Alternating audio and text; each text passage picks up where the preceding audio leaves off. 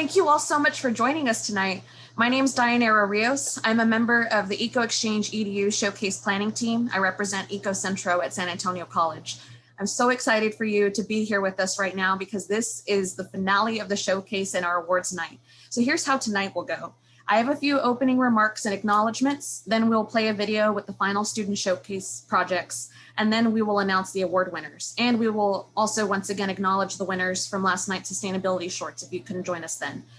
You're encouraged to use the chat and reaction buttons to cheer on our participants and put in any other information you think would be suitable for the group regarding sustainability and resources, etc. So firstly, I wanted to bring your attention to something you may have noticed from our website, social media, and in other places around the showcase. We use the United Nations Sustainable Development Goals to highlight content categories. One reason we do this is to remind us that sustainability efforts are required globally to ensure meeting our planet's needs for the future.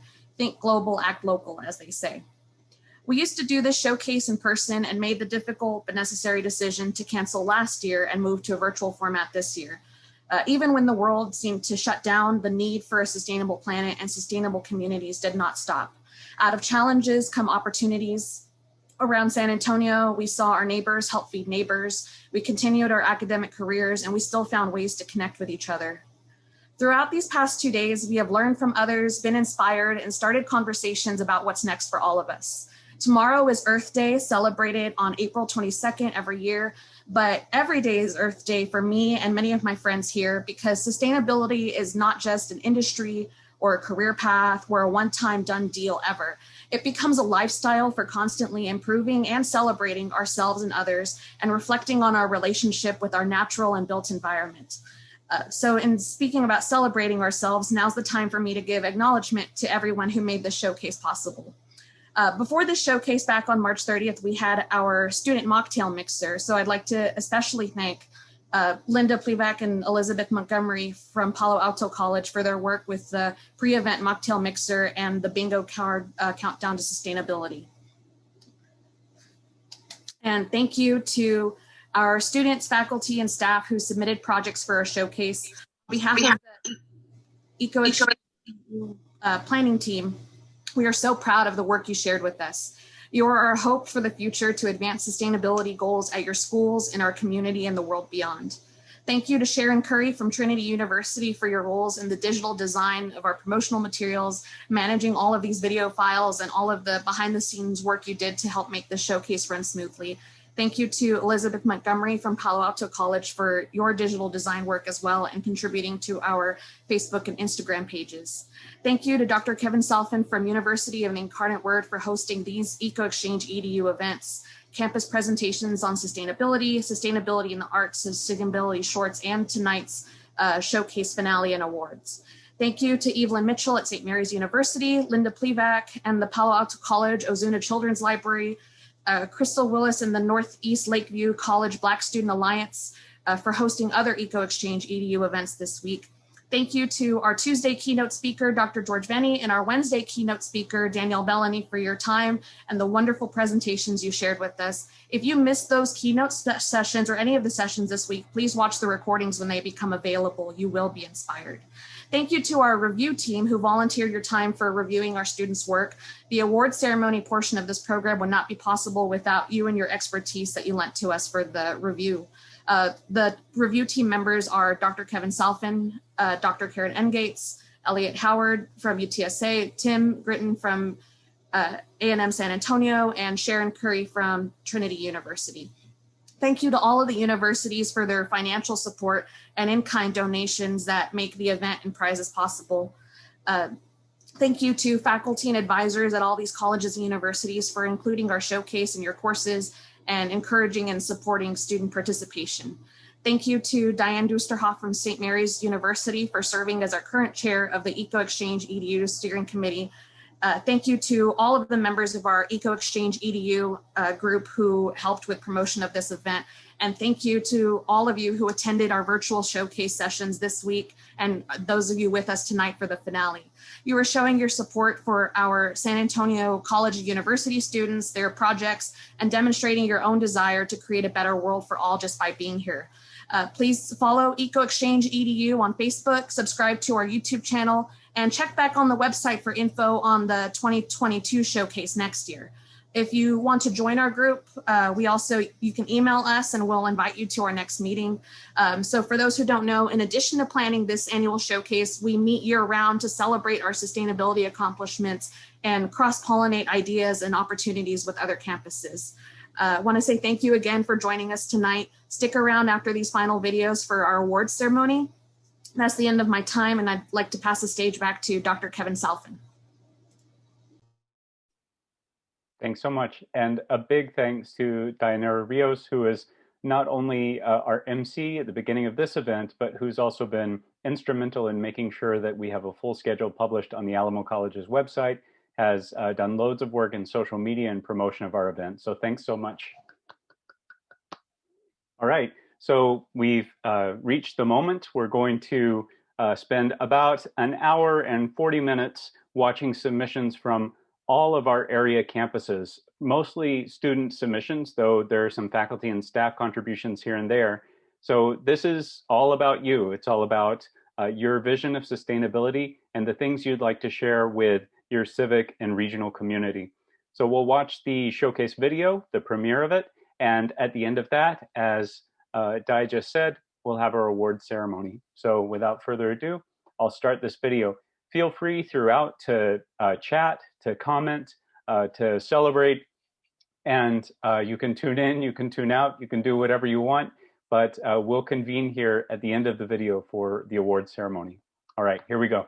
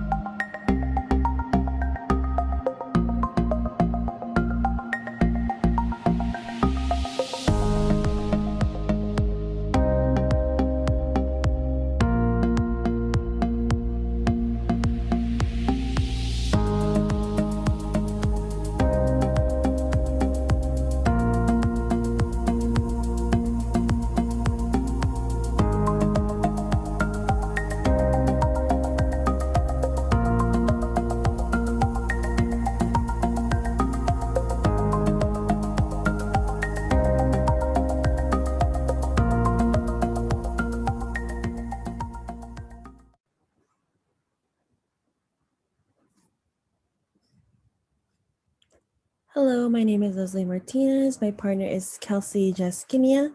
Our sustainable goal is zero hunger. Why is zero hunger important? According to the UN, 690 million people are hungry, which covers at least 8.9% of the Earth's population. This is a problem that can easily be resolved with the right number of materials and unity within humanity. What zero hunger means to us. Zero hunger is a very important goal for us because no one deserves to go hungry ever. We were all put on this earth for a reason, so we all have a purpose to do something in this world. How will we achieve this goal? By gathering volunteer helpers in different areas in the world to help distribute meals, at least the 3 main courses, opening up more farms to ensure healthy organic foods, reducing the amount of food being wasted by providing compost, having all schools provide free breakfast and lunch no matter what economic status the children fall under.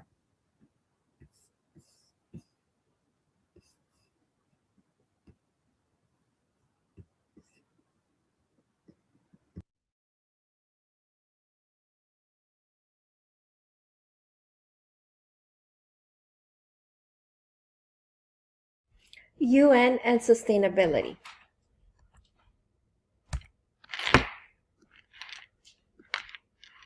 SDGs chosen by our group. 2, zero hunger. 4, quality education. 14, life below water. Quality education. Why is good quality education important? A good quality education is essential for a better future for all our students. A good education is important for a child because it will help them create a better society. Reasons why we need to fix the education system. At the end of 2019, millions of children and young people were still out of school, and more than half of them in school were not meeting minimum proficiency standards in reading and numeracy. Continue to next page. A good quality education is important and focuses on the whole child, the social, emotional, mental, physical, and cognitive development of each student regardless of gender, race, ethnicity, socioeconomic status, and/or geographic location. What is being done? What is being done? Partly because of that, some schools have adopted the flipped classroom concept. As a learner, you study the material at home at a pace that suits your learning needs. Regroup in the classroom for a discussion and hands-on workshop. Teachers mentor students. Further your knowledge back at home with all the insights for their class, group, or discussions. World hunger. What are the effects of world hunger? Currently, there are 820 million people that are affected by world hunger. On average, 9 million people die from world hunger each year. 1 in 4 people lack adequate nutrition. What world hunger looks like. Why is there so much world hunger? The reasons for world hunger are complex, but here are just a few. Poverty and world hunger go hand in hand. One of the biggest genocide happened in Somalia in 1993 when a warlord had a monopoly of all food and 300 people died to hunger.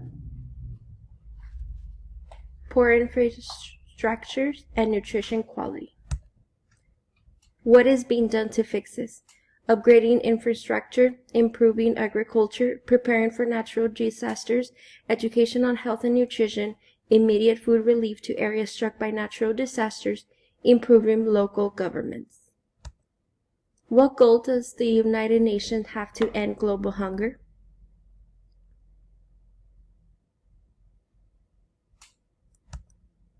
Life below water. How to sustain and resource in the ocean. What is the problem? There is a drastic amount of pollution in our oceans that is crippling sea life. How can we fix this? Stricter regulations into fishing has been implemented and signed into law by 97 countries. More and more areas of the ocean have been turned into protected areas. Since the COVID pandemic, human impact on the oceans has drastically decreased. What are the UN goals? Taken directly from the UN Sustainability Goal website. By 2025, prevent and significantly reduce marine pollution of all kinds, in particular from land-based activities, including marine debris and nutrients pollution. Minimize and address the impacts of ocean acidification, including throughout enhanced scientific cooperation at all levels. References and citations.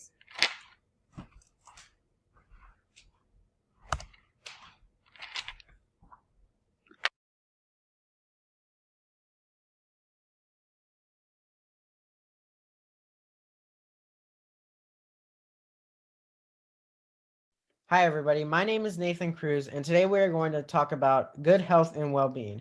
But we are also going to talk about how Palo Alto College has done an outstanding job providing its students, faculty, and community with resources to promote good health and well-being.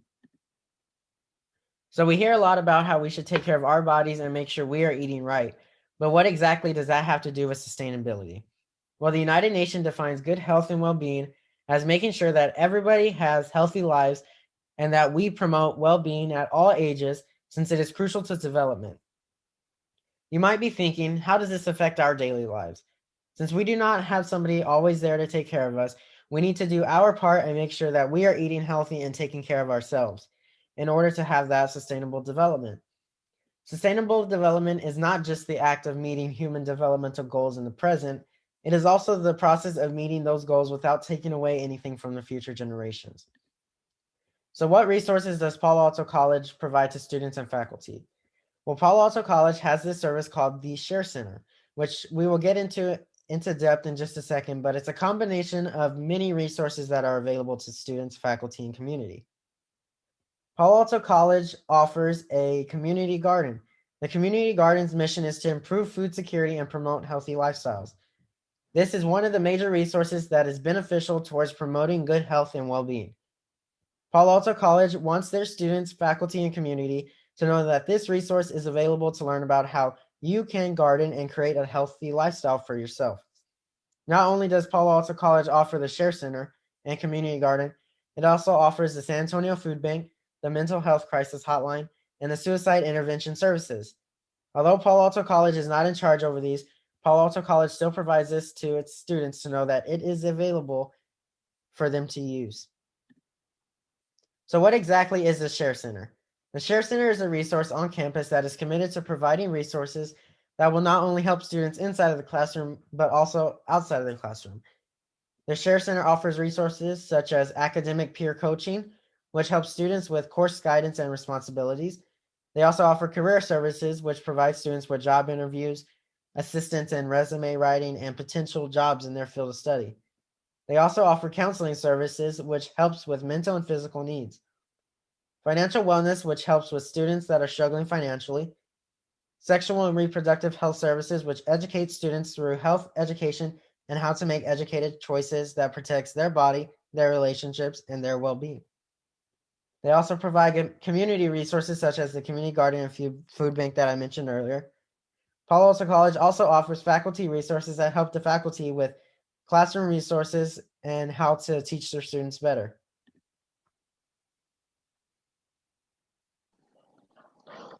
So how does the Share Center help with good health and well-being of the students, faculty, and the community?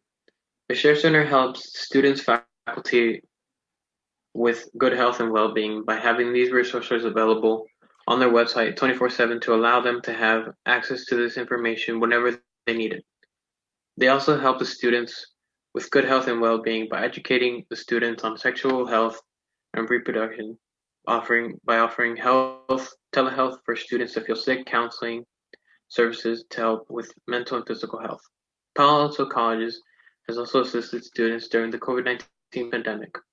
So how exactly has Palo Alto College assisted students during the COVID-19 pandemic? They have helped students by offering a San Antonio COVID-19 hotline that allows them to ask questions about coronavirus and find out testing availability. This resource is offered in both English and Spanish to help assist more people. Palo Alto College also provides the CARES Act to students who need emergency financial aid availability that have been affected during the COVID-19 pandemic. According to the Palo Alto College CARES Act website, the college was given $1,620,472 to give to the students that are struggling during the ongoing pandemic. Overall, Palo Alto College has done an amazing job giving resources to students to make sure that they are taking care of their health and well-being. We as students should take full advantage of the resources that our college provides us to make sure that we're taking care of ourselves the proper way. We hope you enjoyed this presentation. Have a great day.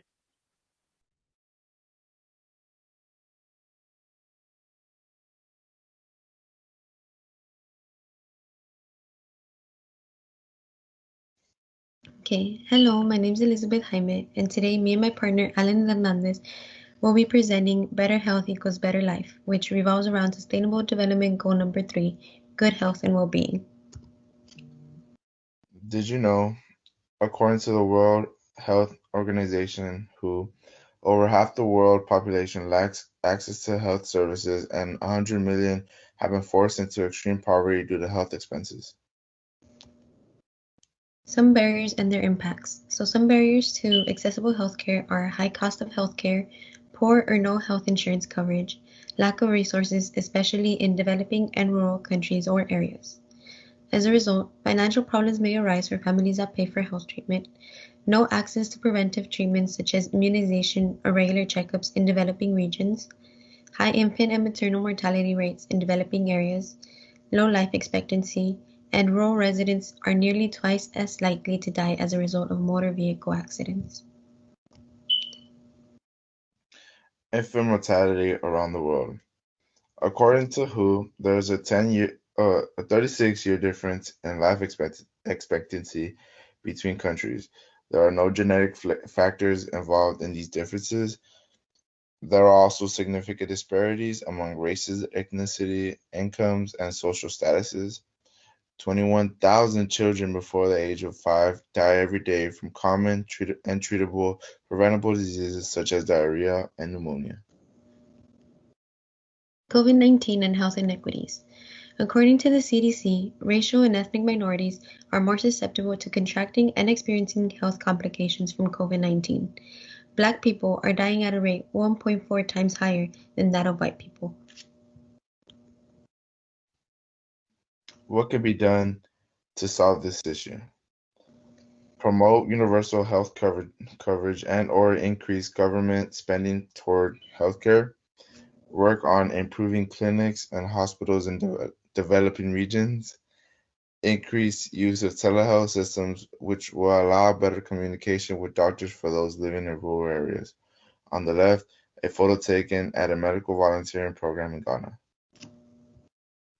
What can be expected if these strategies are implemented? There will be a smaller gap in life expectancy among countries, lower infant and maternal mortality rates globally, less deaths from preventable and/or treatable diseases, improved quality of life, pandemics and epidemics will be easier to slow down and stop, and families will not be forced into poverty due to medical expenses. And these are some of our sources. Thank you.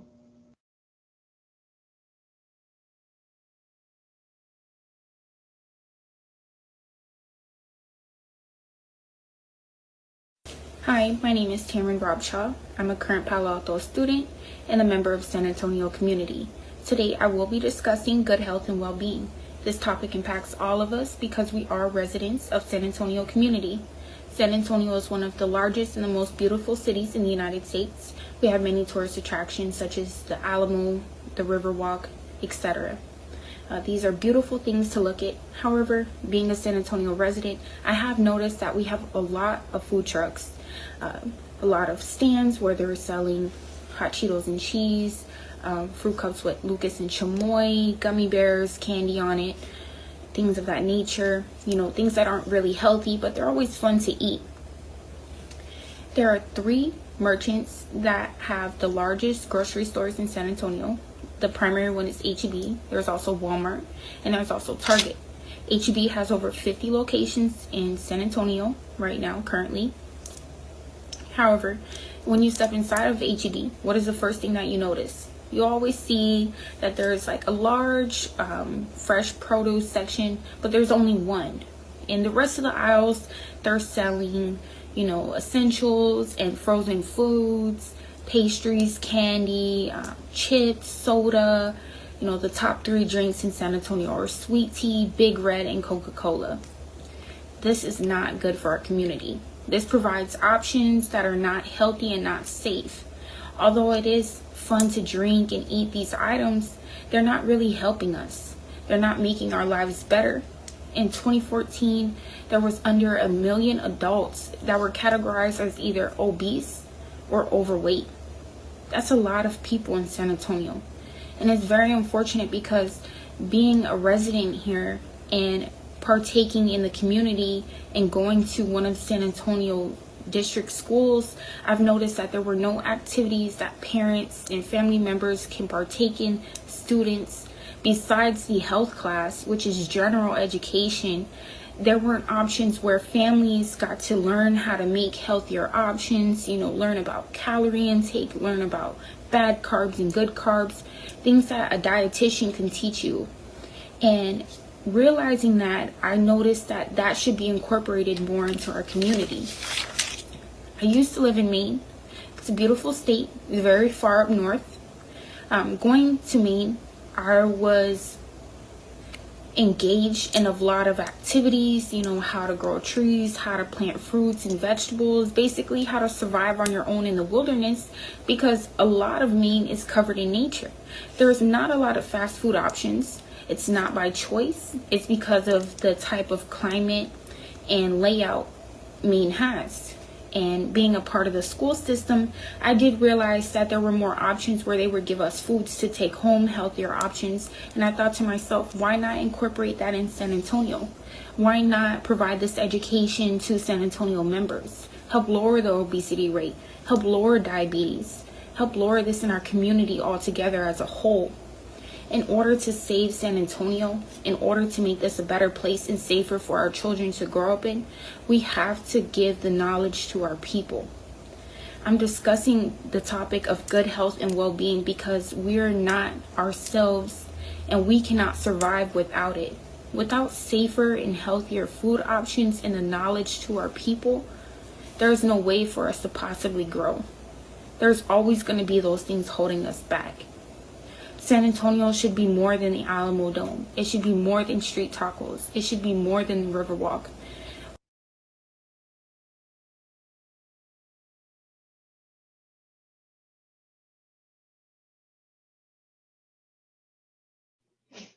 Hello, good evening. My name is Amelia Arroyo. Me and my partner, Alyssa De La Rosa, will be presenting the injustice we face today. In this presentation, we'll be discussing inequality and the social injustice within our community, focusing on peace, justice, and strong intuition, gender equality, good health, and well-being. Our goal of this presentation is to shine light into these issues and hopefully encourage action to be taken within our community. In this first slide, we'll be discussing peace, justice, and strong intuition. People everywhere need to be freed from fear of all sorts of violence, and they need to feel safe as they go about their lives, no matter what ethnicity, faith, or sexual orientation. Armed violence and insecurity have a destructive impact on our country's development, affecting economic process and sometimes leading to long-standing grievances among communities. To exclude and discriminate not only violates human rights, but also causes resentment, which will result in violence. In our next slide, good health and well-being will be... We believe that ensuring healthy lives and promoting well-being is vital to putting together societies. However, the COVID-19 pandemic has devastated health system globally and threatens already achieved health outcomes. Rate of improvement has decreased, especially during COVID-19, which is overwhelming the health systems globally and threatens our health improvements we have already achieved.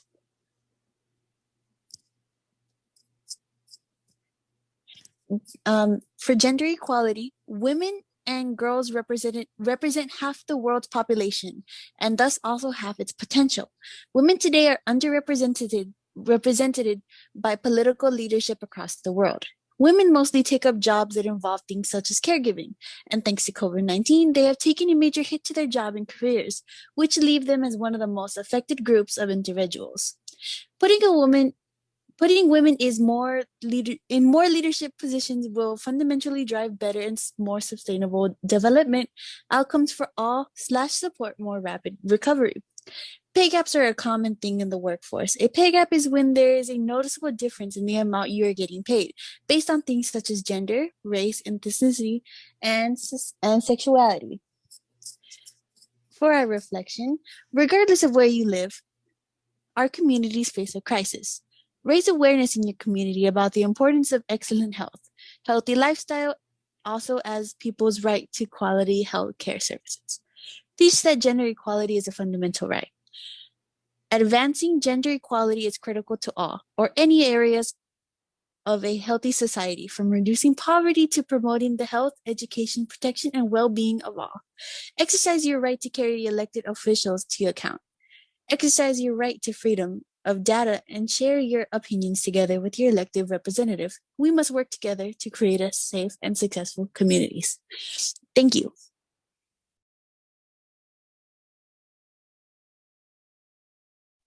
And lastly, this is just our works cited page that has the articles that we got all our information from.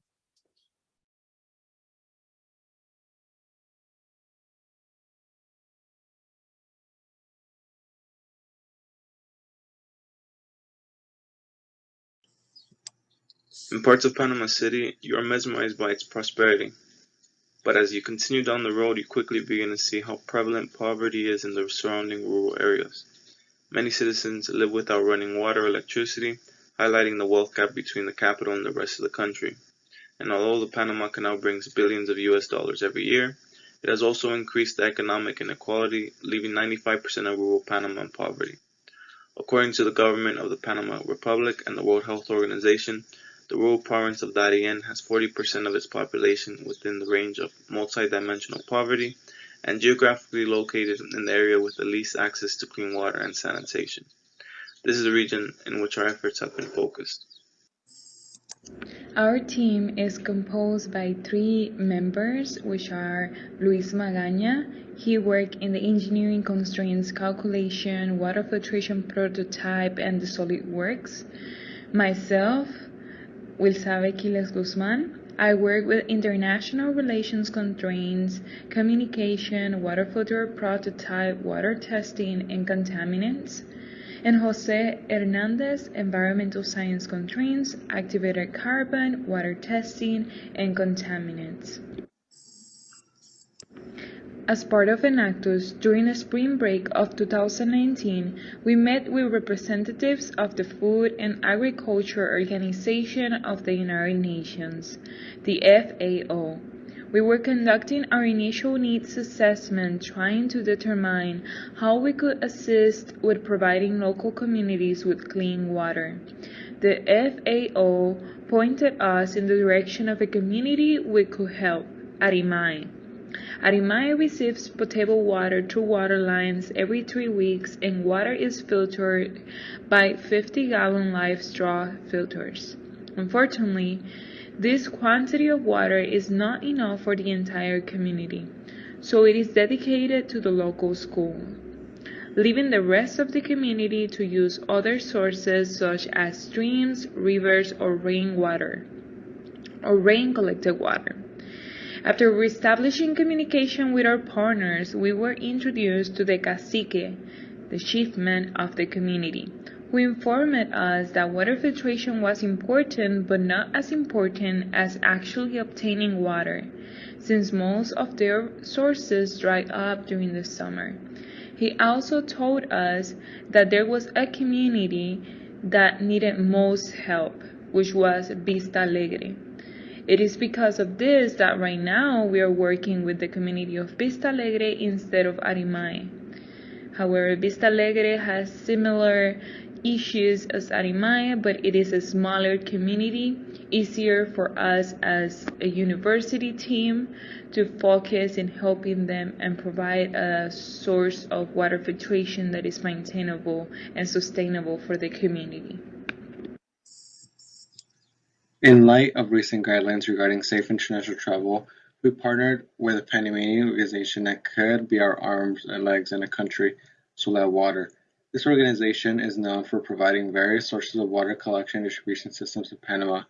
Solar Water would help us get water to a community in even more need water than Arimay, Vista Alegre, where we could provide a relevantly inexpensive filtration system that could be constructed in Panama and be operated by members of the community. This filtration system designed by our team only costs $150 to create, which is significantly cheaper than other filtration systems produced in the region. It is currently undergoing durability testing in the university's chemistry and environmental science department to understand how frequently these communities will need to replace the filters. Lastly, this is Vista Alegre, the community in which we are working with. To our left, we have a member of Solar Water who is conducting a field survey to determine what can be used to transport water from the pond, the picture on the top right, to the community nearby.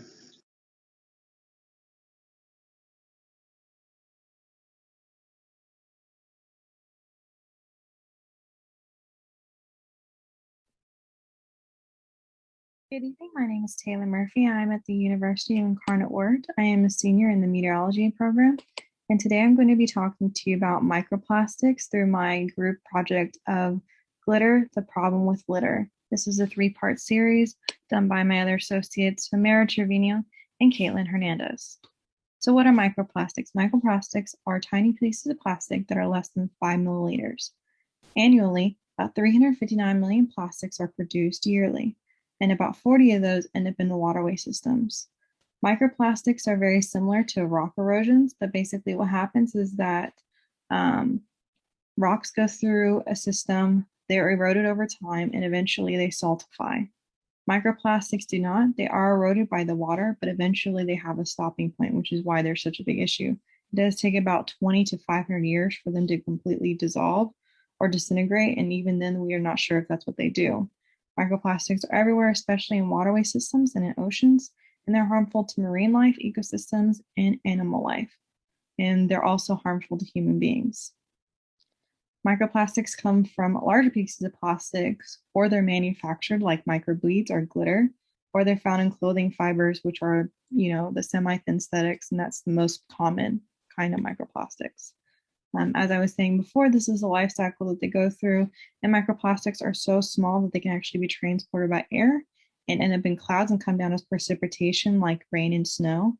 Over to your right, you'll see a picture from 2015 that showed the pollution and the littering from Fiesta. And each year, San Antonio River Authority has said that it's gotten worse. So here's a picture of Texas and why it's so important. We're number 10, and we are connected to the San Antonio Nueces River, which means that it outlets into the ocean, which can cause a big problem. And that's why it's very important for us as San Antonians to minimize our impact to the ecosystems. So some studies that were done, Texas State did one. They sampled 419 fish, and they were recorded to have microplastics, especially in fish that were around large cities. They had higher quantities. And in Boulder, Colorado, and in the Blue Ridge area, they did a study also on rainwater, and that showed that there was polyfibers and shards.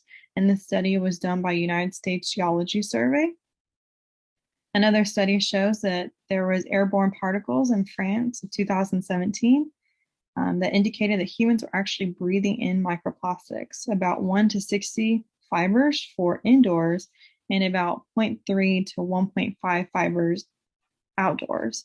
And about 33% of the indoor particles actually contain chemicals in addition to the microplastics that were harmful to humans.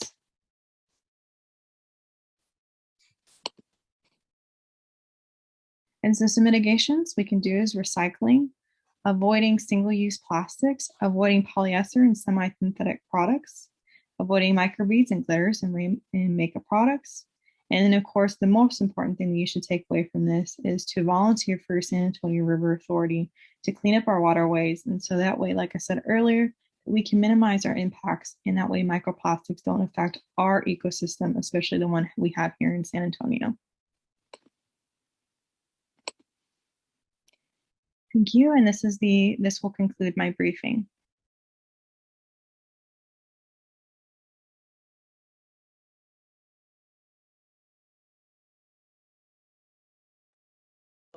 My name is Giovanni Guerrero. Today I will be discussing about social relationships and interactions in a herd of male giraffes under professional care.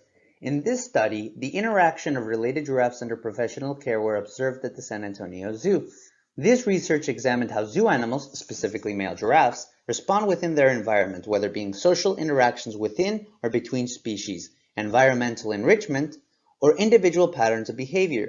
This type of information can provide conditions that fulfills the animal's needs to show certain behaviors and to have access to resources that can affect psychological and physical health. There are several mutual benefits when an opportunity to collaborate between researchers and individuals in zoo settings, such as providing education to the community, providing the opportunity to conduct research in a lab setting, and providing the collaboration that can assist the creation of consistent behavioral analysis that can promote innovative research in zoos and aquariums. Under professional care, researchers recorded behaviors observed, including social positive behavior, which were positive reinforcers done by one giraffe towards another, demonstrated through social rubbing, social play, and co-eating/drinking. Social negative behaviors, which were negative reinforcers done towards another giraffe, which were demonstrated through displacement, yielding, necking, and posturing, necking being the prime behavior in which one giraffe swings its head or neck at another giraffe, solo behavior, behavior done by a giraffe alone, and interactions, which were behaviors done towards the staff or public. Subjects included in the research were Alan, Cosmo, and Braden, located at the San Antonio Zoo. The application used to measure collective behavior of each giraffe was Animal Behavior Pro. Focal animal sampling technique was applied to observe one giraffe for a 10-minute time period. Every giraffe was measured for 7 hours. The giraffe that was observed was considered the actor. If social behavior was observed, the other giraffe was indicated as the receiver. The herd spent most of the time in solo behaviors and interaction. Alan and Cosmo were engaged in more social interactions than Braden. Alan exhibited greater amounts of social rubbing, posturing, and necking with Cosmo, while Cosmo displayed social rubbing and necking with Alan. Finally, Braden also exhibited higher amounts of social rubbing with Alan, but he displayed yielding behaviors with Cosmo. This study focused on the social relationships and interactions between 3 related giraffes. The results demonstrate behavioral similarities and differences in the observed behaviors. Continued data collection and analysis could determine if this pattern continues to exist over time. Another area of interest is to examine the giraffe behavior before and after interaction with the public. This study can provide the layout to scientific researchers that would enable them to utilize this procedure within other species. Thank you.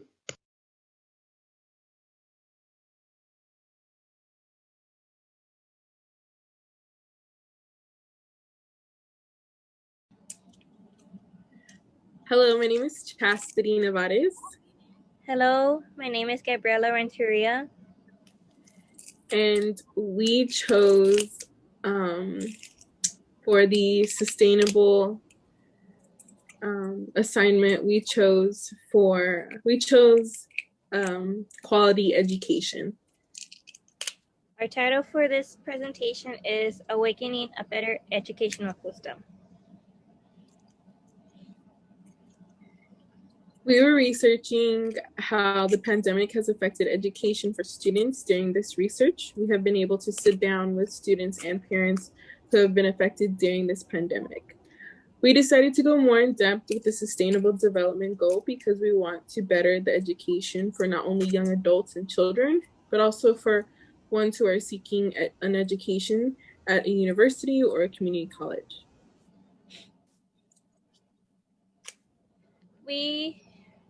In our research, we explore one of the main topics that have been affected during the pandemic, and that was social interaction and communication. This pandemic has impacted social interaction between the students, classmates, and with their teachers. Due to this lack of communication between student and teacher, the student's English language does not improve because of that. As well as for parenting, since most of the parents are either working or sometimes they're unable to supervise their child. They're unable to check on their child and see if they have completed their assignments for their school. As for the teacher's role, students feel incomplete and teachers had to make a huge adjustment because of this pandemic.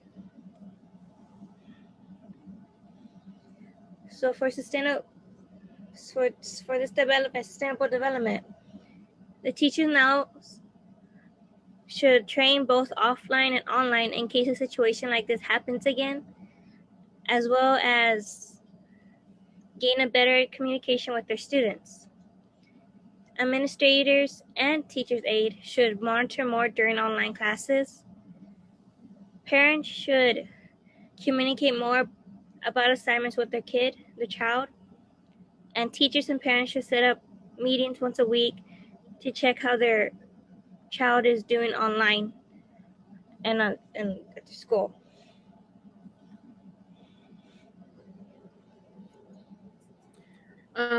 For another research that we had did was engagement and mental health effects. So during this time, we were able to interview 4 parents and 6 students from grades to 4th to 10th. And here are some things that they were able to describe on how they felt and what they were going through. So they were feeling mentally and physically drained, unable to communicate emotionally with others due to lack of human-to-human interaction. They were unable to do extra activities because they had so much work, so much schoolwork that they had to do. They were unable to pay attention due to feeling drained as well. And especially some of these families we were able to interview, they lost some family members during the pandemic. So that took a negative effect on them emotionally. Suicidal thoughts were occurred during these times as well.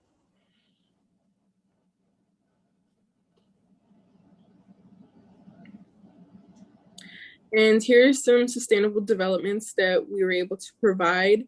So provide a proper amount of work for students to have. We were told that a lot of the students had that were at doing the virtual learning had more work than the students that were at home. And hopefully, sometime later on, these teachers can provide an interactive outdoor activities for these students for like homework or for class assignments. Also providing Zoom sessions for these students to do with each other. So we had heard that they stopped having the Zoom interactions with student to students. So hopefully they can do that again, because that could help them with, communicating more with other students, even talking about their feelings to these other students. That could help them, understand what they're going through, and even help them with assignments that they don't understand. Having more counselor days for students. This would be good for students to really talk to someone professional on how they feel, and to communicate with these students on how they're feeling during these days that they speak to them. Provide more attention to their mental health, asking how they're doing, how they're feeling during those times or during the day, and communicate with parents if they see any change in their interaction.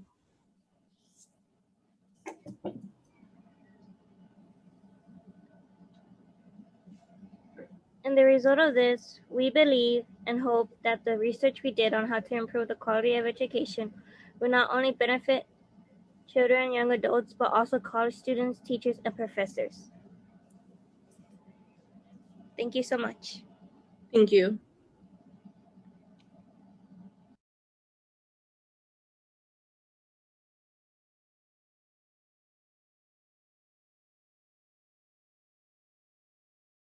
This is our presentation titled Flaws in the Education System, where we'll be discussing problems in the United States and globally that affect children who are trying to get or not receiving a quality education. First, we'll start off with problems in the United States' education system. In funding, there are three types of percentages. One is 47% that comes from the state, and the second percentage is 45%, and it comes from the local government. And the rest is left from the federal government. School fundings can really be an issue for students. For example, in high-income schools, they get better supplies to help them learn better, while in low-income schools, they do not get enough money, and they do not get enough supplies to help the students learn. We need more teachers in a classroom or in school in general to help the students learn. If we do not have enough teachers to teach certain subjects in the classroom, then the students will end up not wanting to go to school, transitioning over to the problems dealt with globally. Poverty is the biggest problem surrounding the education system. In developing countries, there is almost no funding that goes toward education, and because of that, there are hardly any schools or classrooms available for children to learn in. Another thing that lack of funding has caused is there are little to no materials that are needed, like textbooks, workbooks, exercise sheets, etc. Hunger and poor nutrition also has an effect on children in underdeveloped countries, because not having access to nutritious food can lead to malnutrition, which can stunt a brain's development. Lastly, some countries who do have schools only have so many, and children who attend them usually have to walk long distances from their homes just so they can get a chance to get educated. Another problem surrounding the education system is teachers. Schools in countries around the world have noticed that there is a lack of people wanting to become educators. According to edify.org, over the last 25 years, the number of enrollments in primary schools in the sub-Saharan region in Africa have risen due to government efforts. The number of teachers has not, and the teacher-to-student ratio is 42:1. Another problem is that teachers that there are underqualified and underprepared.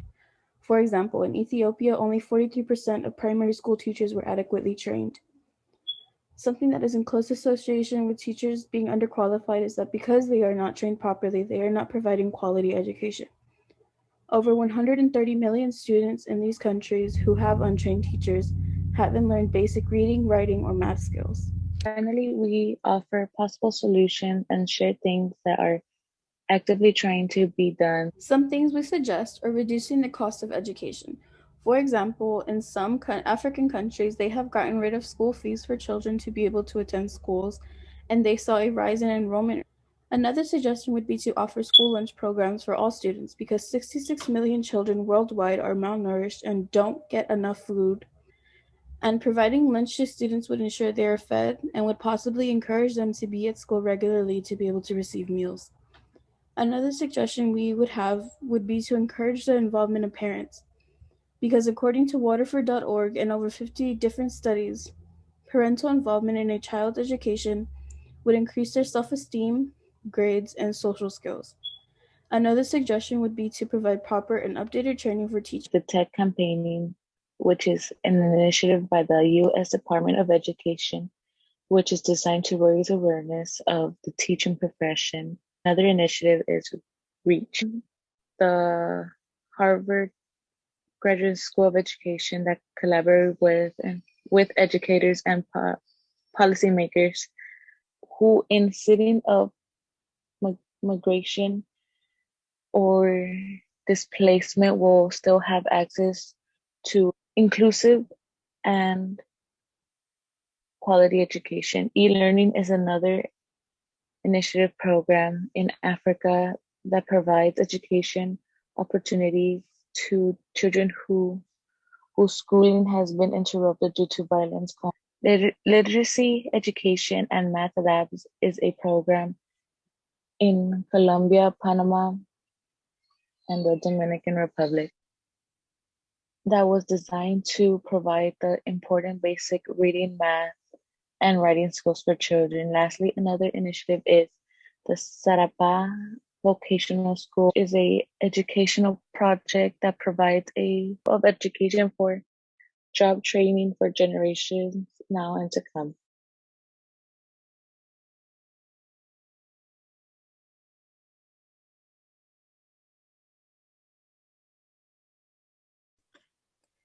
I'm Lauren Reyes. And I'm Erica Cadena. And this is our presentation on the benefits of free quality education. Introduction. One of the Sustainable Development Goals is quality education, which we believe is important because it improves our society by bringing equal opportunities. When more people are educated, it helps them learn more and solve problems in a better manner. In this slideshow, we will briefly discuss a few reasons why we think college education should be free and accessible to everyone. 5 reasons why college education should be free. According to uopeople.edu, college education should be free because 1, society would improve, 2, it would widen the workforce, 3, it could boost the economy, 4, education equality would increase, 5, and students would be able to focus better on school because they would not have to worry about the financial burden.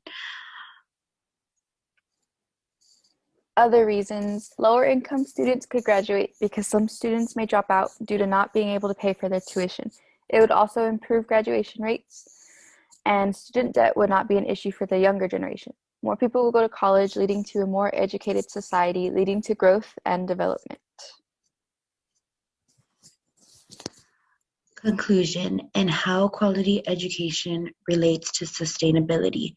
In conclusion, the goal for quality education is to be inclusive and to bring equal access to all.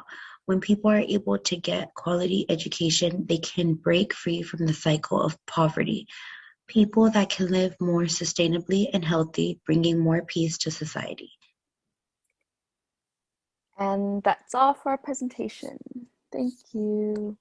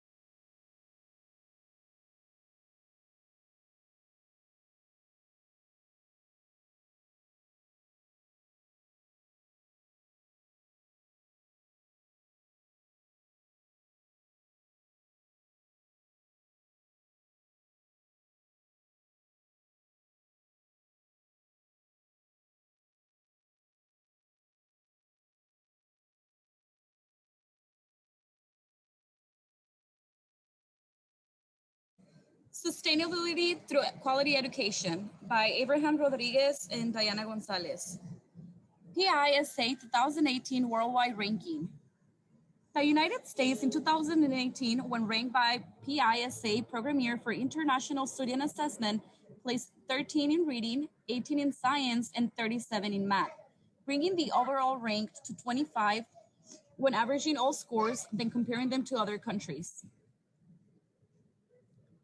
On this image, we can view the composition of total public expenditure on education as a percentage of total government expenditure in 2016. The United States is one of the top spenders in the world for both elementary and secondary education, spending consistently over or the same as the OECD, Organization for Economic Cooperation and Development average.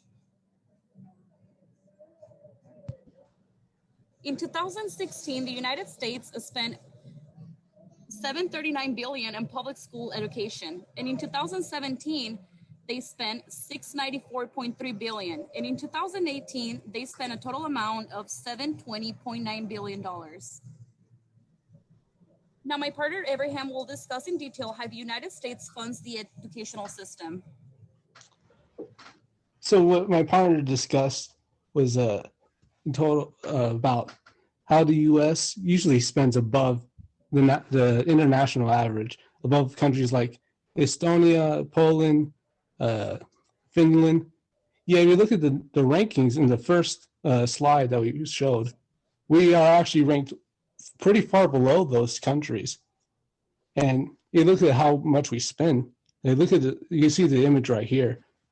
Most of our funding doesn't even come from the federal level, it comes from state and local systems. You see 21%. And so you're thinking, like, we spend all this money, more than other countries, yet we're still not performing as well as them. Well, according to the Urban Institute, where we got this image from, nearly all 90% elementary and secondary education spending goes toward salaries and benefits for public school employees, administration, guidance counseling, textbooks, transportation, and lunches. And only the remaining 10% is spent on school construction, renovation, and some equipment purchases, which includes stuff like computers, tablets, very important things for if we're going to go into a new technological age. So the question is, how are we going to promote sustainability in education when the U.S. education system doesn't seem to be self-sustaining? Well, we can't just throw more money at it, because as we see, it doesn't really work out that way. So I think what we've been ignoring is that we're actually dropping our standards to get more students to pass. We need to increase those standards more, and we need to introduce more technology to students at a younger age. and make it mandatory for when they grow up to take computer classes and practice in electronics, because right now we're falling behind compared to other countries that are already doing this. So I think that's the solution for maintaining sustainability, and not just in the school system, but just for society in general.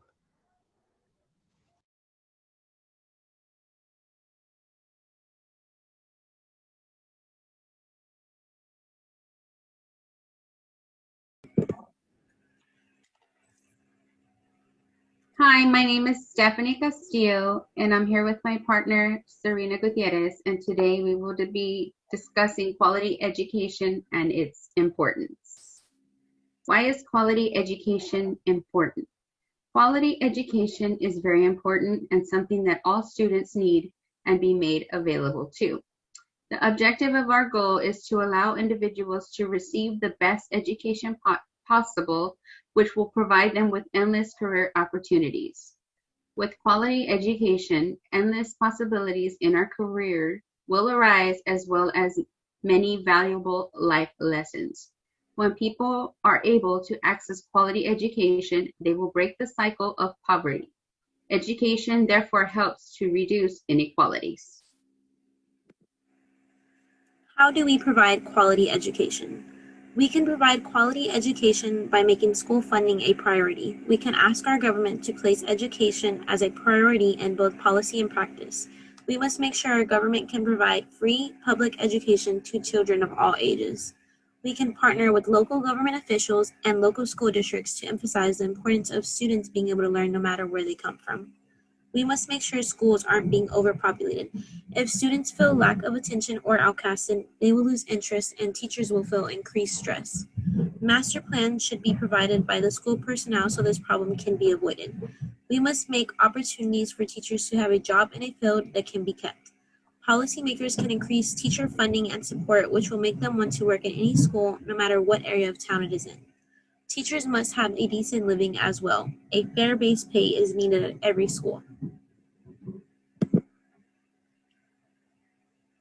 A student's mental health will allow him or her to achieve great things. Having a quality education can also empower students to live healthy and sustainable lives. Mental health is also important to succeed in anything as well. If we provide students with unlimited access to call centers for free tutoring or life advice, we can relieve lots of stress. Many students have issues going on in their life out of school, which can have an effect on their grades. If we can ensure them we understand, we believe they will feel at ease and perform better. School districts should support mental health by making it a duty to implement time and safe spaces in class for check-ins with students on a regular basis. Teachers will also need to be provided with basic mental health training. A easily accessible wellness center on campus can be provided to students so they can feel more comfortable around each other. Education prepares students for the real world. Quality education is to prepare students for life in the adult society in which they will live in. Students will become more comfortable and aware of their surroundings. Students will be able to collaborate with different attitudes, values, knowledge, and have a new look on society. Students will challenge themselves every day by taking on a full itinerary of schoolwork, and some may take on the stress of having a job. Students must make a schedule that balances making time for school as well as a social life. Most employers hire those who have a degree because that shows you dedicated 4 years of your life to something and accomplished it. Quality education provides stability and financial security. With having an education comes stability in life, and no one can ever take that away from you. By being well educated, you can increase your chances for better careers. A good education can also lead to a higher paying job and provide you with the skills needed in that career field. So with that being said, I hope we have provided you with the knowledge as to why we believe quality education is important. Thank you.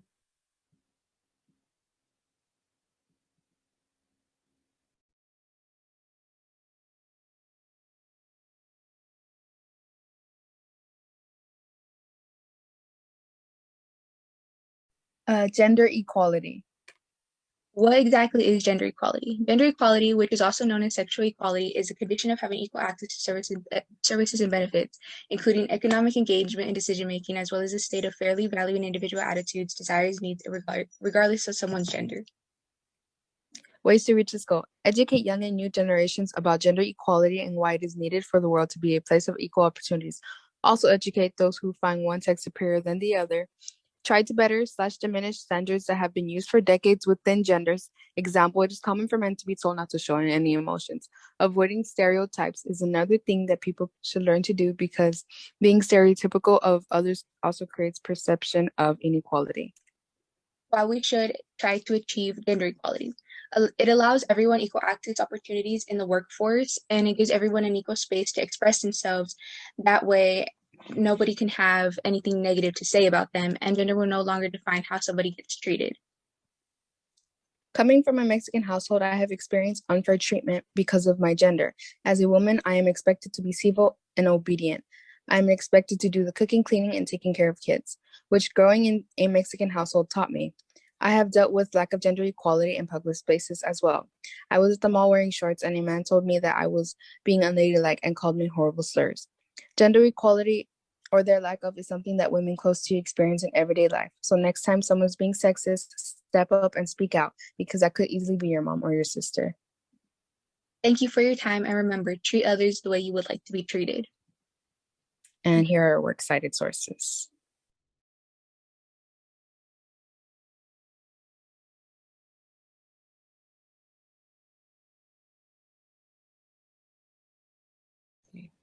Is Water Running Out? By Gloria Salazar and Kendall Price. Are we really running out of water? While water is not necessarily running out, it is becoming contaminated by many different substances. And without the ability to clean water, individuals can get sick from bacteria and other substances in the water. What makes this worse is that without clean water, they have less of a chance of getting better. Population will only increase these problems. The biggest problem is that many locations just do not have the funds. In fact, many countries have at least a funding gap of 61%, which makes it difficult to reach their clean water goals.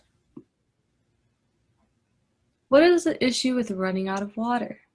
While our world may never run out of water, but clean, fresh water isn't accessible to everyone in the world who needs it.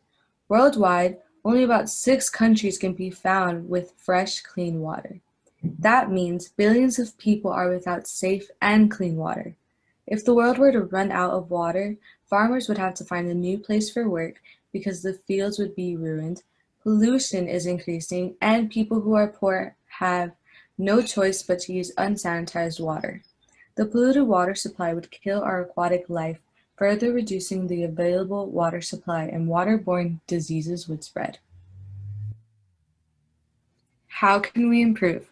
We must educate others, take action in protecting the quality of our water, be resourceful with our water, watch what we put in our water, and reach out to help others. We must educate others and take action in protecting the quality of our planet's fresh water by using every last drop of water wisely and realizing that everything that goes down our drains will be in someone or something's water.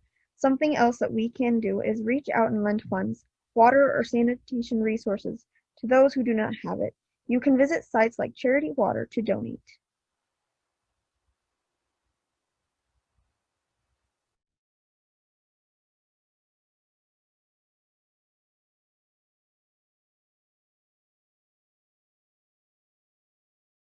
Hello everyone, and thank you for watching our video today. For our video, we will be discussing clean water and sanitation. So some of the key points that we're going to be going over is San Antonio school water supply, the importance of having regulations, water management in San Antonio, and COVID and its impact on water sanitation and sustainability. So there were tests done by 2 environmental groups called Environment Texas and Texas Brig, which contributed in the discovery of lead in Texas schools. And so safe levels should typically be at 15 parts per million. Some San Antonio schools tested with levels higher than 15 parts per million.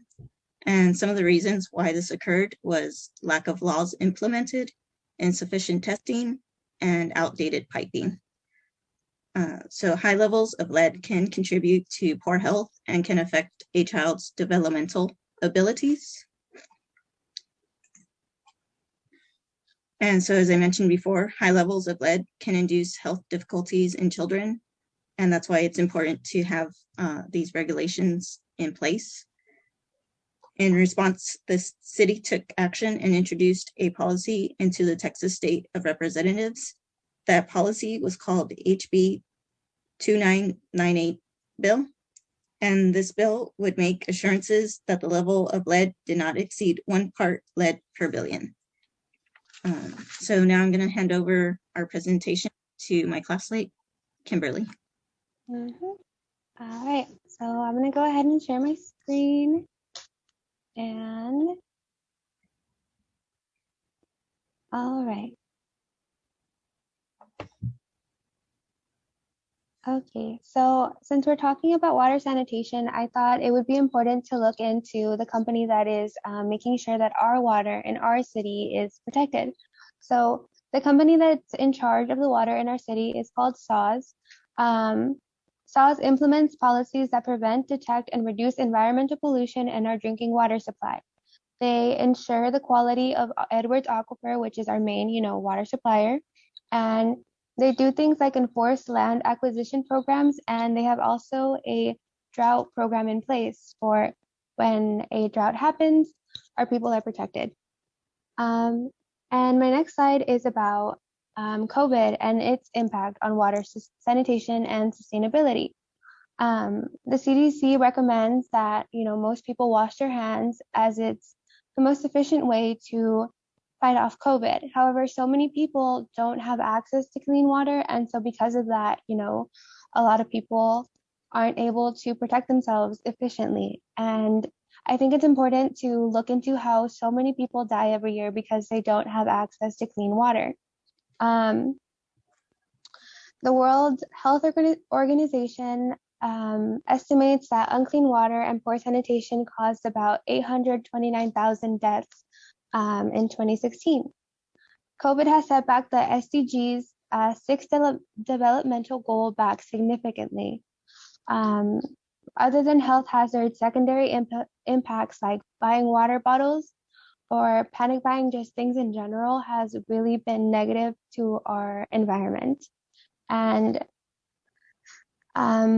support to water supply and sanitation service providers to prepare emergency plans and ensure continuity of water sanitation is really important so that if anything like this ever happens again, our water is protected, our people are protected, and no one has to die because water isn't clean. So yeah, thank you guys so much for watching our presentation.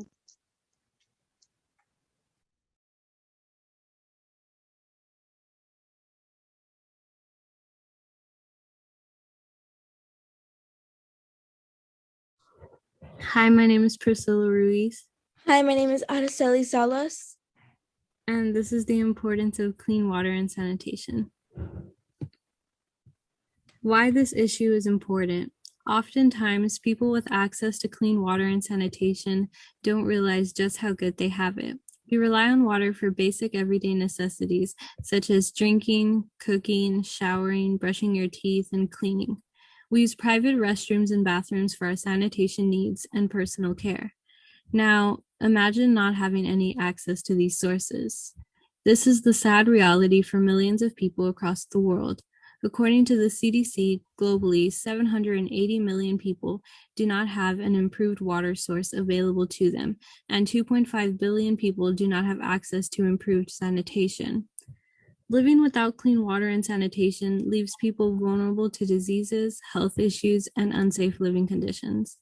Clean water and hygiene are basic human rights, and the fact that countless adults and children are left without access to these resources is horrible. This is why it is so important for people to take initiative and work as a community in order to improve water and sanitation management. 1 in 8 people worldwide don't have access to clean water. Here are the dangers of lacking clean water and sanitation. When people don't have access to clean water, they are exposed to deadly diseases such as diarrhea, cholera, dysentery, typhoid, and polio. Not only that, but they are also exposed to harmful chemicals as well. According to the World Health Organization, 8,290 people are estimated to die each year from diarrhea as a result of unsafe drinking water, sanitation, and hand hygiene. Around 60% of the world does not have access to a working toilet. This leads people to having to go outside in the open, which is incredibly unsafe and leads to contraction of harmful bacteria and infections. People who don't have access to water nearby make mile-long, perilous journeys in order to gain access to a water source. Oftentimes, these people are women and girls carrying jerry cans, pots and jugs. These women and children often develop back problems from balancing the overbearing pounds of water on their backs, heads, and shoulders. The surface water they collect is often shared with the animals and livestock. Even after their long, hard walk, the water they get is often less than what they need and is contaminated. Lack of sanitation can also affect education for girls.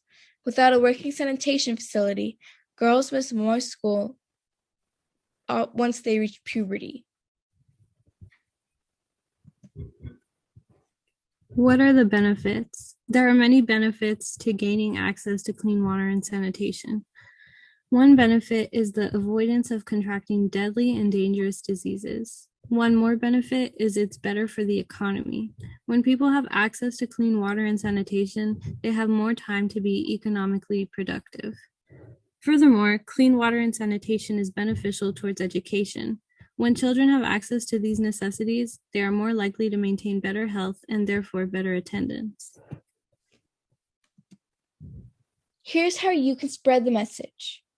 You can help make a difference in your community by first educating yourself and others about the global water and sanitation crisis going on right now. There are many videos and articles online detailing the lives of the people going through this crisis and their daily struggles. There are also many clubs and committees dedicated to water and sanitation that help spread the message. More ways you can help. Get involved in campaigns. Another way you can help is by participating in campaigns dedicated to spreading awareness and helping. Some of these campaigns include World Water Day and World Toilet Day. World Water Day is a day held by the United Nations every year on March 22nd in order to help spread the message on the importance of fresh water. The day is used to advocate for the sustainable management of freshwater resources. You can join a beach, stream, or wetland cleanup. World Toilet Day is held every year on November 19th to help spread the message about the global sanitation crisis.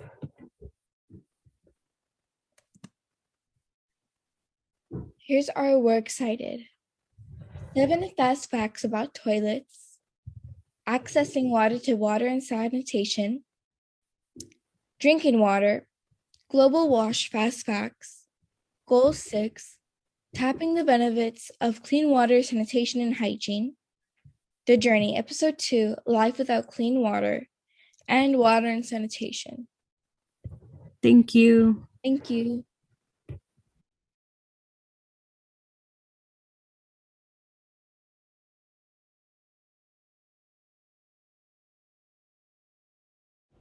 Hello, my name is Jason Aguillon, and today I will be presenting my flood water management project and what that means for San Antonio, especially in its future.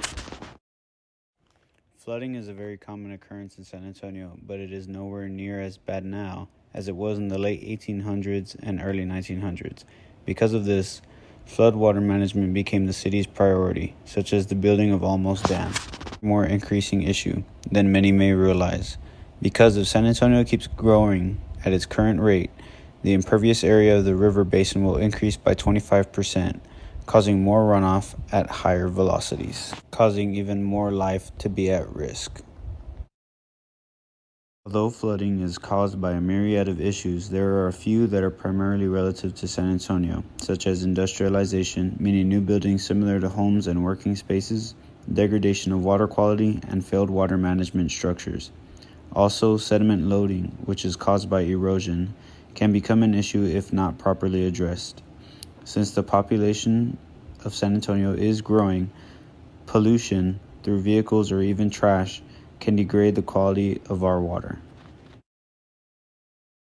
So some possible solutions are the continuous upkeep of water quality infrastructure, including water treatment plants, because that's crucial in having recycled water into our system.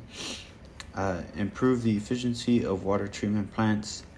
I'm not saying that they're bad in any way, but if we're wanting to keep water quality at a certain standard, we need to make sure that efficiency is one of our top priorities. Strict waste disposal instructions and guidelines, especially on restaurants that are found on the Riverwalk, and measured biodiversity in aquatic environments, which is a good factor in determining pollutants in the water, and low impact development areas, which are LIDs. I believe LIDs are crucial and fundamental to San Antonio's future in terms of its growth. Not only do they offer green spaces, which have been proven to increase the physical and mental health of citizens in that surrounding area, but they provide penetrable surfaces for water to seep into, which in turn reduces runoff. This is good for flood management, of course, but also the environment as a whole. Seeing as Confluence Park does promote biodiversity in the area without altering the area in any harmful way. LIDs do offer recreational areas for families and friends, get-togethers. I know that's not something that people are doing now per se, but in the future, which is what we're looking at, it is going to be something that is going to be integral to San Antonio, especially because many people come here because it is a very homey and friendly place to be in. I don't know if this goes off track, but Texas's motto is, or their saying is, friendship is essential to the soul. So in the future, expect many people to be out. And with them being out, this gives them a place to go to exercise, to talk, and do just recreational activities. So I think they're very essential to San Antonio's future because they keep people safe, reducing runoff, and they make a community more productive. Continues to shine bright on San Antonio. It is important that recreational use of the river is monitored. Cooperation between organizations, especially within local government, work together through land planning to avoid confusion and preserving the land in order for it to serve us. So with that being said, that concludes my presentation. I hope you enjoyed, and I hope you all have a wonderful day. Thank you so very much.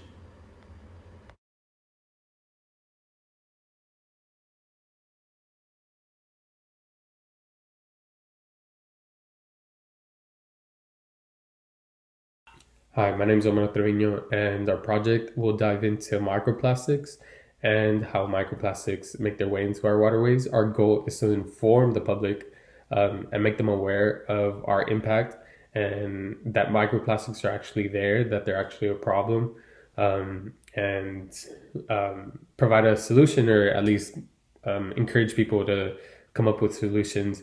So what are microplastics? Microplastics are anything smaller than 5 millimeters, and that's why they're so hard for us to see. That's why a lot of people don't even know they're there, just because they blend into the environment. They blend in with sand particles, with silt, with clay, stuff like that. And what effect do they have? They actually have some toxic effects to our endocrine system, especially polyethylene.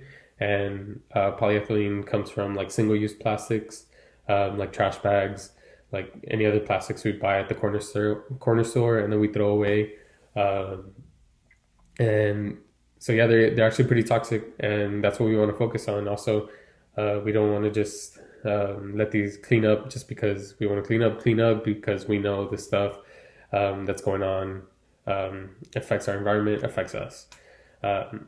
And there's actually a study done by Texas State. We focus on a lot of studies, but this one was a good one. And just because it lends like a helping eye or helping hand on the extent of or where to find these microplastics and how we actually affect our waterways.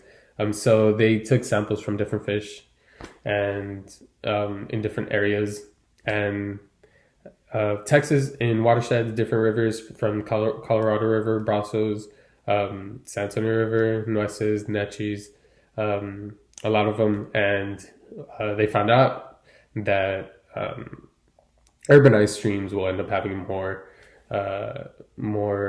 microplastics ingested by fish. And that's just common sense just because there's more pollution, there's more chance of runoff carrying a lot of this trash from the cities, making their way into our waterways. And these microplastics end up being ingested by the fish. We came up with another conclusion ourselves, and that was that the benthic portion, the benthic zone of the rivers will end up having more concentration of plastic ingestion just because a lot of these microplastics will end up sinking to the bottom, and then the fish will eat on them. Some solutions we can provide, just a healthier lifestyle, recycling, some volunteer work, cleaning up side of the roads, highways, adopt a highway, something like that. And just the simple fact of being aware of microplastics in our environment could change someone's entire home lifestyle from buying different things, reducing demand for these single-use plastics that contain such toxic chemicals, and therefore they don't end up in our waterways. So hopefully this video will make someone aware of microplastics in our environment and will make them want to think of a better solution in the future.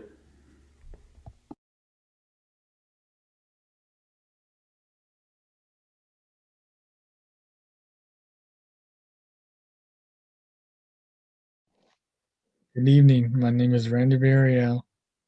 My name is Rosa Gonzalez. Total kind of progression and affordable energy in poor countries. Goal number 7. How does solar energy impact developing countries? If third world countries invest in more solar energy, that it would help, I quote, spend less on energy in the long run, end quote. The reason is because the cost of solar equipment is more affordable than it has been. At the same time, the cost of solar can be more expensive than their, I quote, current energy generation technologies. Initially, it will cost these countries more, but over a given course of time, it will save them with the benefit of having a reliable source of energy. As a result, the impact of solar is that it keeps the ecosystem and the areas around healthier with less CO2 emissions that are released in the atmosphere. What can be done to increase renewable energy in developing countries? Invest. By investing in renewable energy, these countries will have the energy technology that will be the main apparatus to achieve low carbon emission development. Few developing countries that are on their way of using renewable energy are Costa Rica, Afghanistan, and Albania. Some pros and cons. Pros would be it's powered from the sun, it's affordable, and it's a long lifespan. Cons would be it doesn't work at night, you can't install it by yourself, you'll need an expert.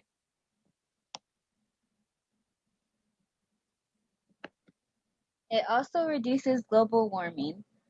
By increasing the use of renewable energy, this allows to eliminate the use of carbon-intensive energy sources.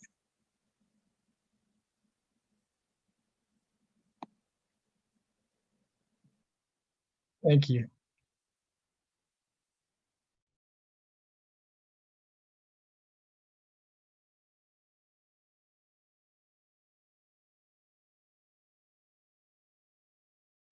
Hello and welcome to our slideshow. And Hi, this and is welcome to our our slideshow. We've entitled Making slideshow. Sustainable Environments. This was created by me, Gao Alonso, the person who's speaking, and Alex Rodriguez. And I will give it to Alex to present our goal. Our goal: make cities and human settlements inclusive, safe, resilient, and sustainable. These are our goals in order to help our goals succeed and to ensure that everyone is equal. So our first step would be access to adequate, safe, and affordable housing and basic services. So that would include like food, healthcare, and other such basic needs that all humans have, which leads me to our next goal, improving remaining infrastructures. An example being roads, toll booths, and other such things as that, which would lead me to our next step of improvement, integrating clean renewable energy sources. So we would stop our dependence on coal, which would lead to the next one, improvement of air quality, and that is essential for all humans to breathe clean air. Hopefully we leave the air better intact than what we got it to the next generation, which would lead to the last goal, supporting less developed countries. This would be including the financial aid and technical resources. That way we can all go one step forward to a clean, renewable future. Renewable energy. As shown by the two color-coded maps, one being per capita energy consumption from renewables in 2019, and the other being annual change in renewable energy generation in 2019, the world as a whole has made their effort in striving and succeeding in becoming users of greener energy. Making a plan. So this slide is to ensure that we have infrastructure and what we hope to accomplish.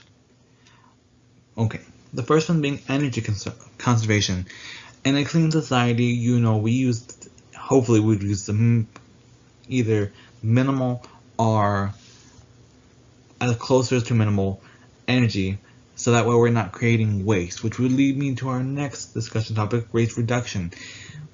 In order to create a sustainable environment and community, we need to reduce our waste in order to make sure that we have clean water, clean everything.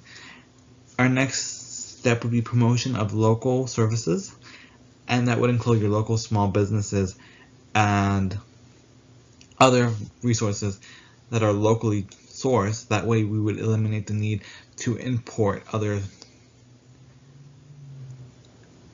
things.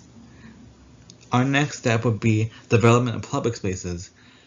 Most people go to the park and everything, and wouldn't it be nice if we have public spaces that we all want to go to that are not graffitied, not in tatters? That would be one of our next steps. Pollution control. This is essential for everyone because everyone needs good, clean air and water.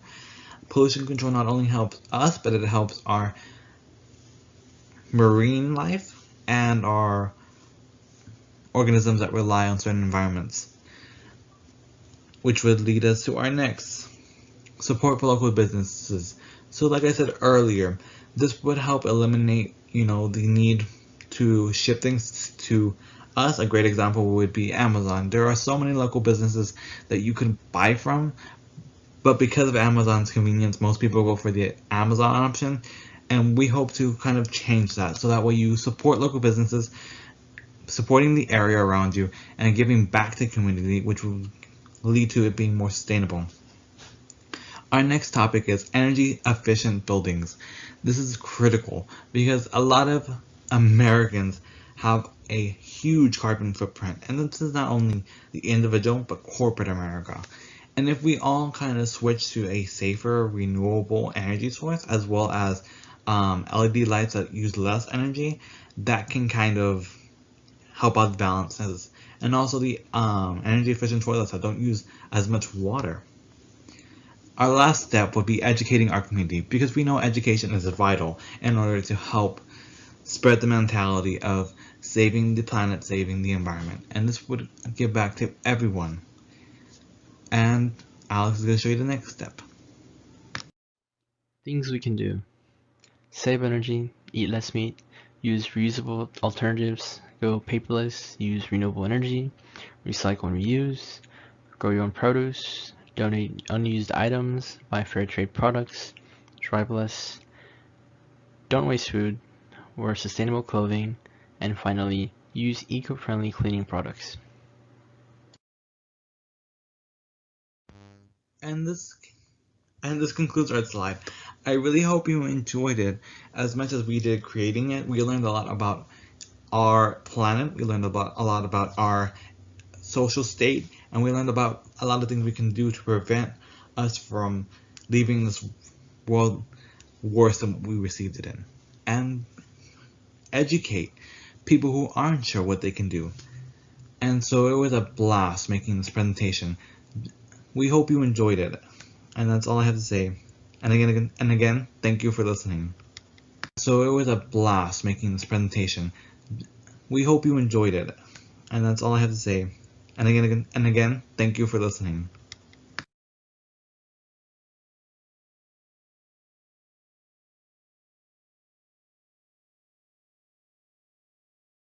Waste Management by Delia de Leon, a student from Palo Alto College.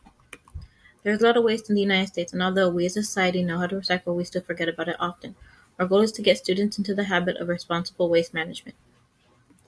The EPA estimates 75% of waste is recyclable, but in the US we only recycle about 30% of it, and only 51% of college students recycle and 18% of students understand the concept of sustainability. According to the EPA, in 2018, there was a total of 292.4 million tons of trash. 23.6 was recycled, 11.8 was turned into energy, 8.5 was composed, leaving 50% of all waste to go to a landfill.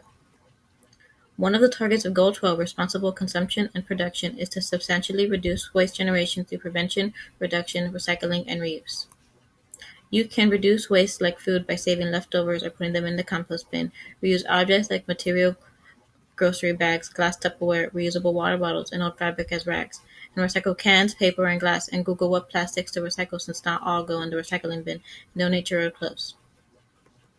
Learning habits like these can encourage others to learn how to responsibly throw out their waste. Thank you.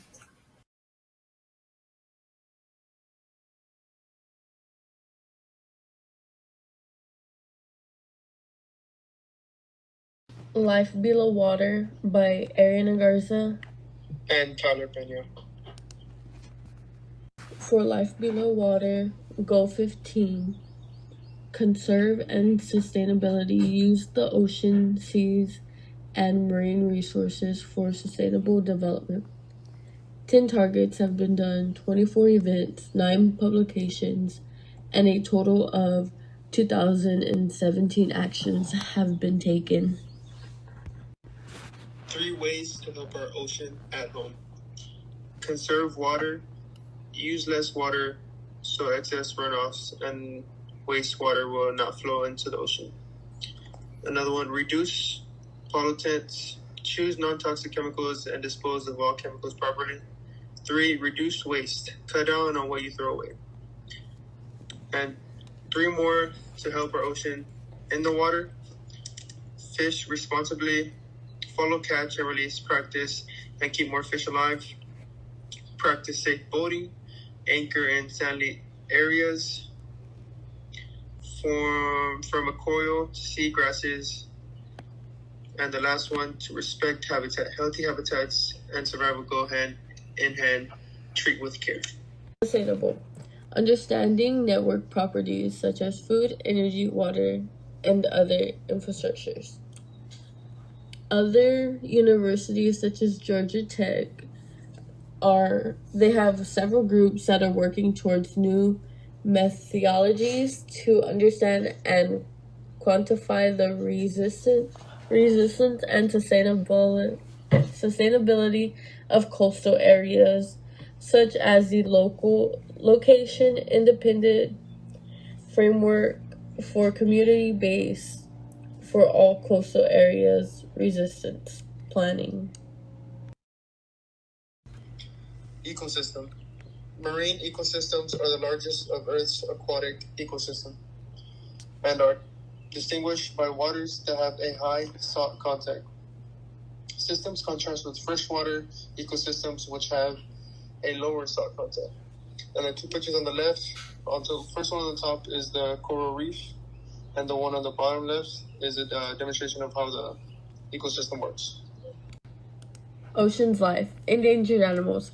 Sperm whale, hawksbill sea turtle, the hammerhead shark, Florida manatee, seabirds, seals, and sea lions. What you can all do to help marine animals.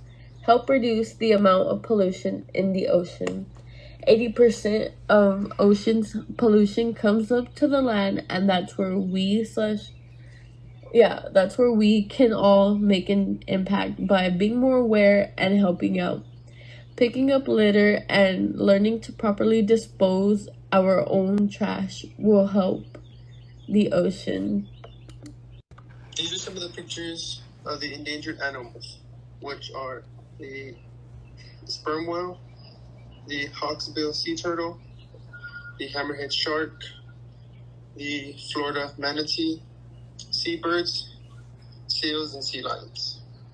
The last page is the work cited and the 3 sites that we visited to help us complete our PowerPoint.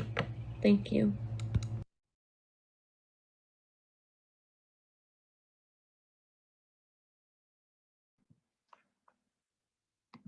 Wow, that was a lot to take in. I'm going to go ahead and drop something in the chat for you so don't forget. It's our YouTube channel for the EcoExchangeEdu, and also our Facebook and our Instagram. Lot to process, a lot to think about, and a lot of messages to take away. And I'm going to be going into the award ceremony. And so as we go down the list, if we do have those students here that won awards, if we could take a moment and, that student could turn on their video and we can wave at them and give them a round of applause. And so we'll do that for everybody, everybody on this list. We'll give them a round of applause and take a moment to celebrate their project and their great work. And so I'll go ahead and start with the sustainability shorts. These are PSAs and mini documentaries. The winners were announced earlier today. If I mispronounce any names, I do apologize.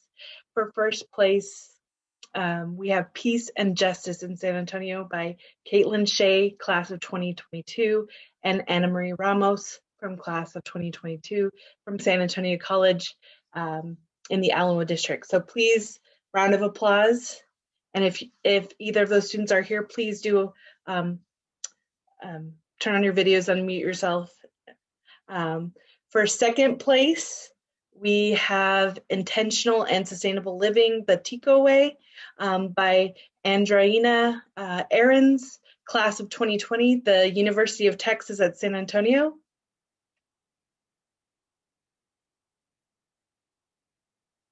Okay.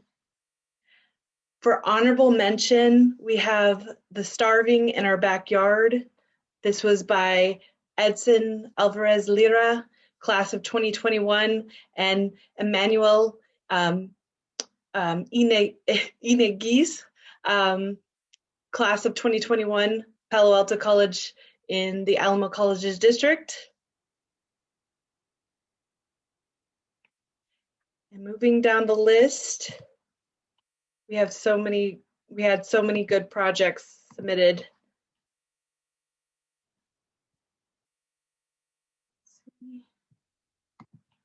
Here we go.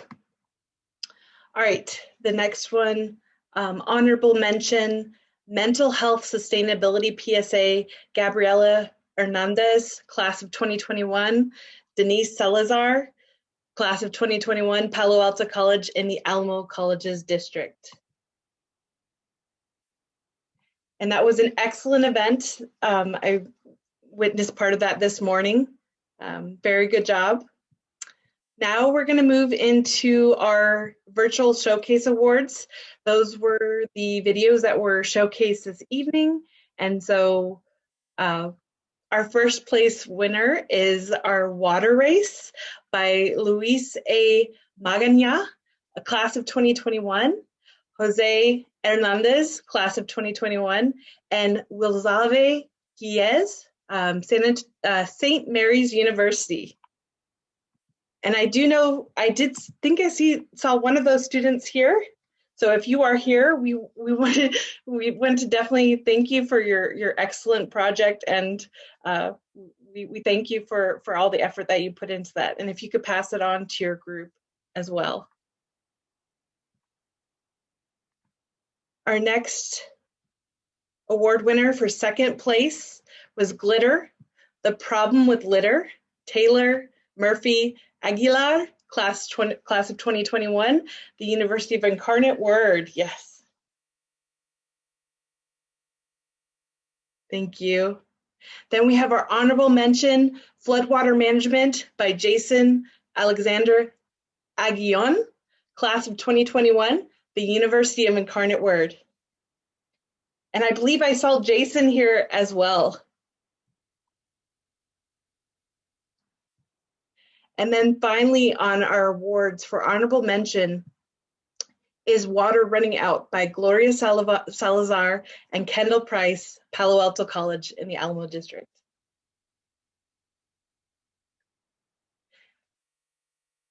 Now, I want to convey a congratulations to all the winners. An EcoExchangeEdu representative will be in touch with you shortly to be sure that you receive your showcase awards. And I want to thank all the students that submitted work and participated in this event. Also, I want to take a moment to ask the organizers for the EcoExchangeEdu to turn on their video so we can recognize all the hard work of the people that organize this event. And so again, round of applause. Thank you, Kevin, Diane. If I'm missing anyone, Evelyn, Sharon, Linda, I'm seeing a lot of faces. So thank you so much for everybody that put all their effort into organizing. Karen, thank you. Oh, Diane, if I missed anybody. She was here. She's still and here. Crystal, yes.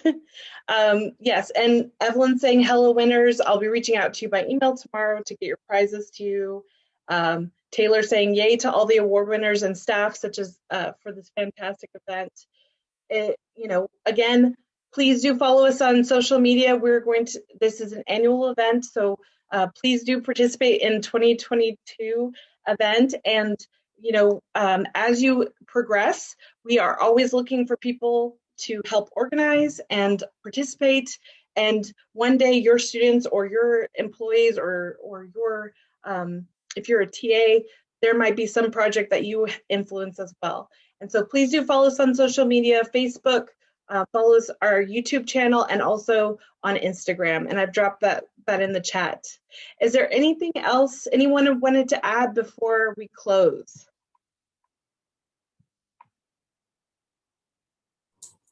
I just wanted to remind everybody, all of these videos are available on our YouTube channel, including all the ones that we were unable to include in a live session. So every video that we have submitted is available online, and I would encourage you to visit those sites and check them out or rewatch the ones that you particularly enjoyed. And like somebody said, Happy Earth Day. Happy Earth Day. And I am proud of you. All right. Well, thank you, everyone. Yes, everybody, round of applause. Thank you so much for joining us. Happy Earth Day. Tomorrow is a great day for a day of action. If you follow us on Instagram, we have our countdown. So please feel free to continue using that countdown and using the hashtag EEE2021. Have a wonderful evening, everyone, and thank you so much for joining us. I hope you all have a wonderful evening.